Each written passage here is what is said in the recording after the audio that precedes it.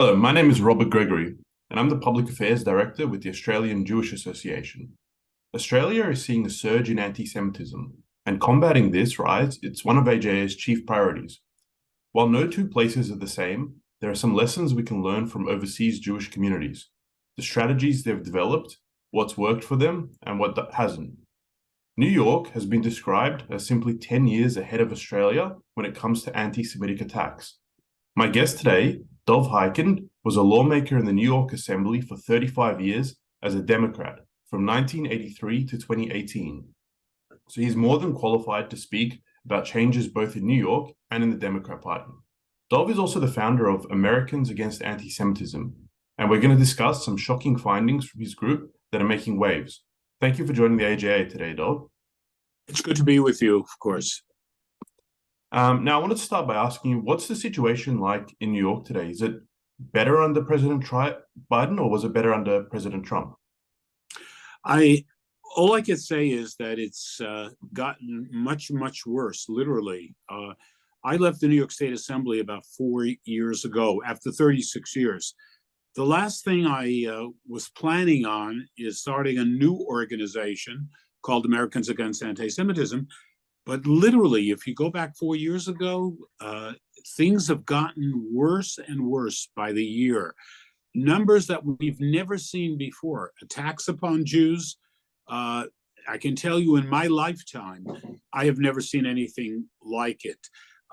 It's coming from the right. It's coming from the left. There's one thing that Jew haters are in agreement with, whoever they are politically. And that is, the Jews are responsible for every problem in the world. One of the things I point out often, how many Jews are there in the world? I bet if you ask that question just to the average person out there, they will tell you, 50 million, 100 million, 200 million.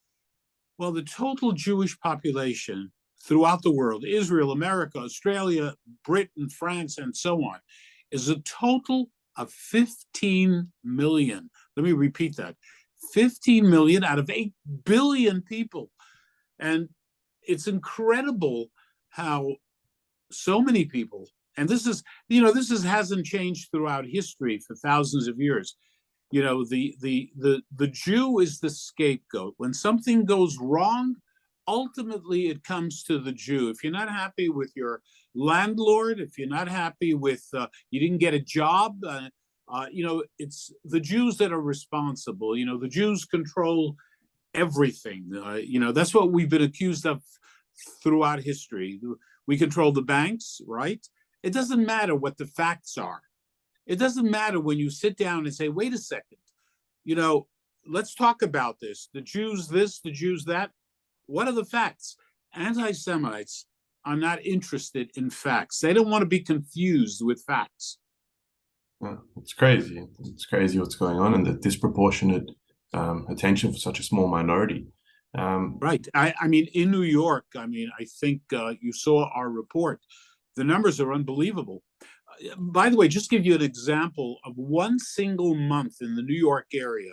There's over 1 million Jews just in the New York area. In the month of November, from the New York City Police Department, there were 3 times as many attacks upon Jews, Jew hatred, physical assaults, etc. 3 times as many as all the other protected groups, meaning LGBT, Latino, Asian, Black, on and on. Imagine 3 times as many against the Jewish people, and the numbers keep on going up. So there's a lot of concern about this, and and the question, of course, is always, what do you do about it? How do you address it? How do you and that's something that, unfortunately, again, I don't know. You mentioned before that New York is far ahead of Australia in terms of dealing with Jew hatred. My response to that is, ay vey. I mean, because everyone is against. My comments were New York is far ahead in terms of anti-Semitism. We haven't yet experienced but it's coming here. Yes. So I'm sorry. So yeah, I mean it's quite incredible what's going on, and nobody really has a solution.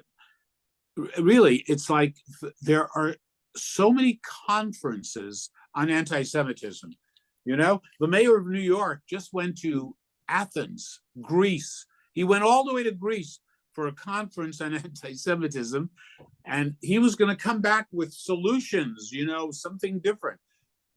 Nobody can find the mayor even. I mean, it's just ridiculous. They in the White House there was a conference on anti-Semitism led by the husband of the vice president. Nobody remembers what that was all about and what were some of the ideas. Part of the problem here is it's become very political. You know, Democrats, especially the radical left, you know, they want to tell us that all the acts of hate originate from within white supremacists. So that's what I was going to ask you. So is who's carrying out these attacks? Because some people are saying New York's got a big problem with skinheads, white supremacists. Is that what's going on? What are the statistics? I must be honest with you. I'm still looking for white supremacists in New York. I can't find them. I wish someone would point out. We looked at those who have been arrested for committing acts of violence. You know, we know who the perpetrators are in so many cases because, thank God, you know, there's video surveillance everywhere. So when people get attacked, we see who the perpetrator is. We see what they look like. And by the way, it's very rare that the perpetrator is wearing a yarmulke or has a beard and side curls or is identifiably Jewish. In fact, I'm not sure there's one case even of anything like that. But in terms of white supremacists or white people who have committed acts of hate against the Jewish people, out of all the cases we've looked at over a 4-year period, 3% were people who happened to be white. 3%. I mean, it's quite remarkable. And literally 90% plus of the acts of hate against the Jewish people originate from other minorities.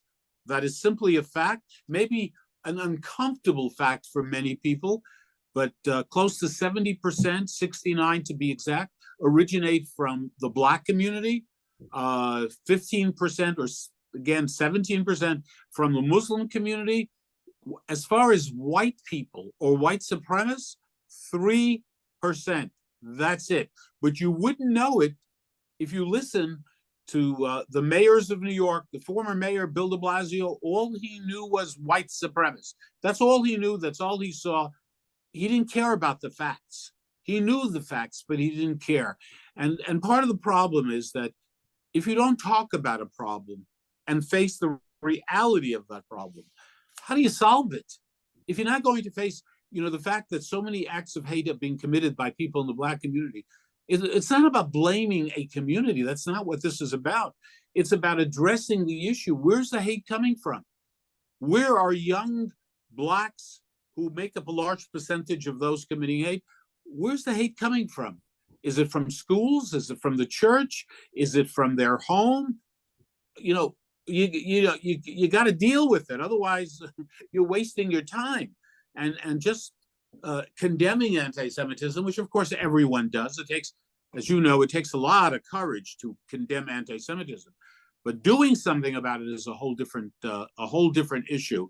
And we are, you know, we the Jewish people, we know our history, and we know that in country after country in the world, where Jews felt very, very comfortable, they were welcomed. They were given all the rights within that country, that almost without exception, throughout history, ultimately things changed. Will they change in America to the point where there was a woman recently who called me on my phone, a total stranger. She described herself as elderly, and her question to me was, when will we know it's time to leave? Who's gonna sound the bells, you know, that time to leave America? Now, we are nowhere close to that kind of situation, but if people are thinking about that, people are feeling and watching the hate that's out there directed against the Jewish people. And by the way, when it comes to the Jewish people, hate against Jews is treated very differently than hate against other minority groups. I mean, only imagine if a couple of people, 2 cases, not 100, not 200, 2 or 3 cases of Jews, identifiably Jewish, were to attack blacks or Muslims. Now, you and I can only imagine how the media would absolutely be devoting prime time, nonstop, discussing this phenomena of these attacks. But the reverse of that does not get treated seriously, in my opinion. So, I mean, you've touched on a bit about how the media has responded and how New York politicians have. And they're mostly Democrats, I believe, in New York City. Yes, of course. Well, what about the response of Jewish groups, some of the legacy organizations like the ADL? How have they been reacting to this? Well, I think, unfortunately, they are living so much in the past. You know, the ADL sometimes sounds like an apologist for the Democratic Party here in America. The ADL, I read a recent report on anti-Semitism from the ADL. It was, I don't know, 70, 80 pages. There was nothing about the conversation you and I are having. There was nothing about where the hate is coming from in New York. They didn't want to talk about that. It wasn't in the report. They prefer talking about white supremacists and the danger that they are. And they are. There's no question about it. But not in New York. Not in New York and its neighboring areas. We don't have that problem. As I said to you, it is almost unheard of where you have a white supremacist who's involved, or a white person for that matter, who's involved in an anti-Jewish act of hate. So, but again, as long as the political leaders, the mayors, the governors, or the president of the United States, as long as we're not willing to face some of the realities of what is going on in the street, that, by the way, that everybody knows about. We're not our organization did not make up the numbers. Our numbers are based on the police departments, the video surveillance, dealing with district attorneys. We see who the perpetrators are, but everyone wants to pretend that it's white supremacists, which it is not in New York. And what about anti-Semitism within the Democrat Party? Is it the same Democrat Party as when you joined all those years ago? Have you noticed? I think, no, the Democratic Party, I always tell people, I'm a Democrat. I've supported many Republicans in my life, but, I'm not a loyal Democrat, and I'm not a loyal Republican. I'm a loyal American. I'm a loyal Jew. That always comes first. Sometimes politics gets in the way of just doing the right thing. If you're a Democrat, you almost have to support the candidate of your party, even if they're detrimental for your well-being. And sometimes for the Republicans as well, unfortunately, we're watching some of that today. Donald Trump was an amazing president for the state of Israel, the best friend Israel ever had. No one even comes close. No other president comes close. But this great friend of the Jewish people has dinner with Kanye West.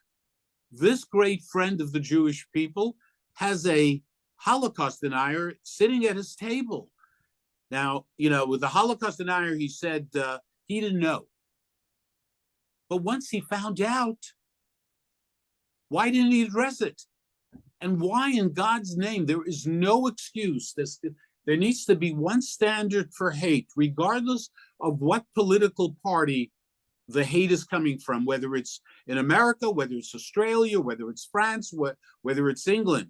When you start compromising on hate, when you start having a double standard when it comes to hate, that only hate from the other side we can condemn, but not when it's coming from with our own family, then we have a real problem for the future. Agreed. I wanted you to tell us a bit about the organization you formed, Americans Against Anti-Semitism. What do you do? What's occupying your time mainly, and how can Well, one of the things we do, besides speaking out on television, radio, everywhere else, and not just speaking out, that's one thing. A lot of people speak out, but being sincere about what we are seeing and not being afraid to, to call a spade a spade. If you're a Democrat, if Democrats are, you have anti-Semites in the Democratic Party like Tlaib, Omar, AOC, and others who literally hate the state of Israel, who support the BDS movement, boycott, divestment, sanction. I'm sure you have many people in Australia who support BDS. What is so remarkable, and by the way, that is being anti-Semitic. And let me tell you why. You can criticize Israel. I have done it in my life where I have disagreed with Israeli governments. But when you have a BDS movement directed against only one single country, there's no boycott, divestment, sanction organization directed against China, Russia, Iran, on and on and on. There's only one BDS movement. Guess where? Against the Jewish state, against the Jewish people. I mean, we get it.